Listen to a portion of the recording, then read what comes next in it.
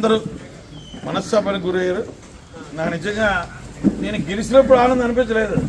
మొన్న నాకు సీట్ లేదన్నప్పుడు మీరు చూపించిన మమకారం అభిమానం నిజంగా నేను జీవితంలో మీరందరికీ కూడా పేరు పేరున ఎన్ని జన్మలెత్తలు మీరు రుణం తీర్చుకోవడం. నా మీద ఉన్న మమకారం ఇటువంటి ప్రతి గ్రామాల్లో కూడా ఒక చర్చ అంత మమకారం చూపించారు. దాని తర్వాత దరువులో మీ అందరికీ చెప్పాలి. దానికి చెప్పడం గురించి నిన్న మంగళవారం చేసి నేను మాట్లాడినాను. యాక్చువల్గా మంగళవారం వచ్చేసరికి నాకు సెంటిమెంట్ మంగళవారం వచ్చేసరికి, అందుకే మన విజయవాడ ఫోన్ చేశారు, పెద్ద ఫోన్ చేశారు, గోవిందు నీకు ఏమాత్రం అవకాశం విజయవాడ రావంటే అవకాశం ఇస్తే తమరు చెప్పిన తర్వాత వస్తున్నాను ఇల్లు. నాతో పాటు మన జిల్లా నాయకులు, మన అందరి నాయకులు అయ్యన్న పక్షు గారు కూడా తమ్ముడు నేను వస్తానని చెప్పేసి ఆయన వచ్చారు. ఆయన వచ్చిన తర్వాత 11:30కి విజయవాడ రమ్మంటే 11:30కి వెళ్ళి ముందు అయ్యన్న గారు మీరు ముందు లోపల ఒక్క వెళ్ళి నేనేది నేను తీసుకొచ్చారు అనుకుంటారు. జెండా మార్చిను జెండా పార్టీ ఇంకో జెండాలోకి వెళ్ళిపోయారు.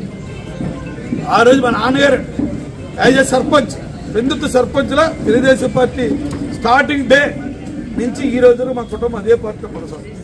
ఎప్పుడు కూడా పార్టీకి మేము ద్రోహం చెయ్యము.